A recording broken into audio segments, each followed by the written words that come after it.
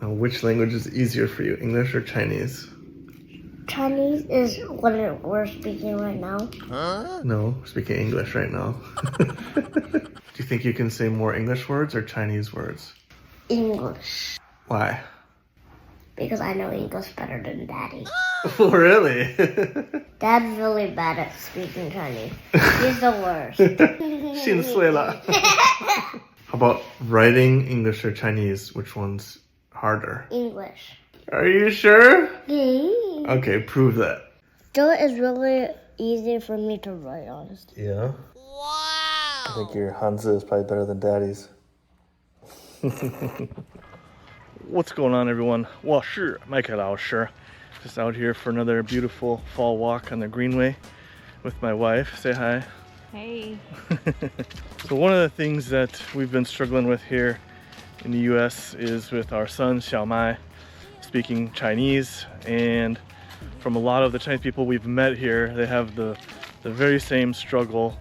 You know, their kids understand everything in Chinese, but they start going to school and then they just start refusing to speak it. I think when he was like 2 or 3 and we were living in Shanghai, I mean, his Chinese was incredible. 那你喜欢说中文还是英文多一点？中文和英文都喜欢多一点。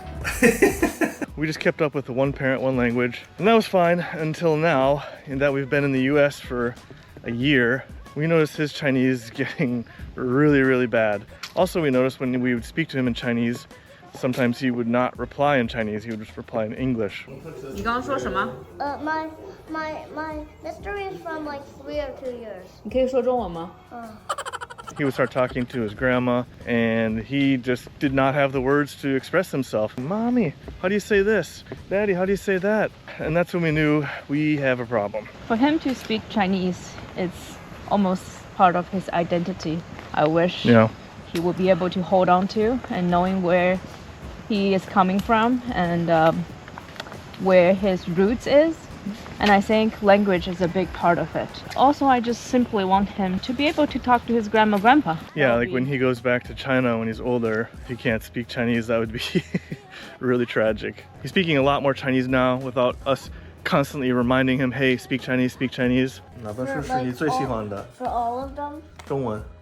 So I don't want to say the problem is 100% solved, but we are definitely on the right track. I just want to tell you guys a few of the small things we did, small adjustments we made that made a huge, huge difference. I'm sure there are many immigrant families here in the US and other countries having similar issues. One of the easiest and best things we did was just make friends with some of the Chinese families in our apartment complex. Our kids and their kids became good friends, and they hang out a lot, and thankfully they mostly just speak Chinese to each other, but you do have to be very intentional about it. And so as long as the kids like to play together, it's pretty straightforward. The other thing we started doing about a month ago that made a huge difference was try some Chinese learning apps. We knew the free ones, the games probably weren't going to be enough, so we tried a few paid services and did some free trials. And he really loved one called lingoace, which basically are live lessons that are very, very gamified. And for a little kid that's 5 years old, getting to sit on the iPad and talk to a teacher in Chinese and play all these Chinese games. He's not just learning speaking, he's learning reading and writing. That has been absolutely massive for him. So we actually reached out to lingoace and we were like, hey, our son really loves your app. You guys want to collaborate and promote it because we really like this product and we think our audience would also really like it because this is something that we do use every week. So they agreed. They also wanted to work with us. And then I asked them, you know, if our fans could get a discount if they wanted to use this service. And again, they said yes. So all you need to do is click the link below and register. A course consultant will reach out and contact you to set up your free trial course. They will also assess your child's Chinese level. And after your free trial, if you want to purchase a package, you are going to get the cheapest price that lingoace has ever offered, exclusively for fans of this channel. You're welcome. So for us, it's really been a game changer. We immediately signed up for a 1-year package. And when you sign up for a package that big, the per class cost is actually pretty cheap. It's a one-on-one lesson. Of course, all the teachers are certified native speakers. One of the things we really love about it is the flexibility in both time and place. You can obviously take it anywhere you have an internet connection, and you can fix the schedule when it's most convenient for you. And I finally think Xiaomai enjoys speaking Chinese again. He keep asking me when he's gonna have a class with Wang 老师 again. Yeah. So check it out, click the link below, download the app, try the free trial, and get your kids to discover the joy of speaking Chinese again. And the other thing we did was buy a ton of children's books off of Taobao and got them over to the US. Yes, you can still buy stuff off Taobao here. It just takes like a month to arrive. So right now for bedtime stories, we've been doing every other night, English, Chinese, English, Chinese. So that's helped a lot for his listening, and sometimes he'll recognize Chinese characters and can read a few. I think he can read 100, 200 characters already, which is not bad for his age. Another thing Xiaomai really likes is listening to Chinese language podcasts like Artong Gushi and things like this. I know when we drive a lot, he just wants to play on the iPad, but we don't want him to do that. However, the compromise is often, okay, you can use it, but we're gonna listen to Chinese podcasts. That's a great way for him to be engaged and improve his listening. And naturally, he'll always ask a lot of questions like, oh, what happened here? And what does that mean? And things like that. Another thing we do, well, we're trying to do, I've been pretty bad at it. We're trying to do once a week Chinese only day. And I'm mostly to blame for the failure of this. We have done it a couple times. My wife is pointing at me. Uh-oh. She's been much more diligent speaking Chinese to our son. So that's an area I need to step up and improve on. It'll also be good for me too, so I can maintain some of my Mandarin. I feel like I haven't used it as much being in the US, obviously. But it's just one more thing we can implement and try to keep the Chinese language alive in our household. Another great thing to do that we do quite often is just keeping in touch with family back in China.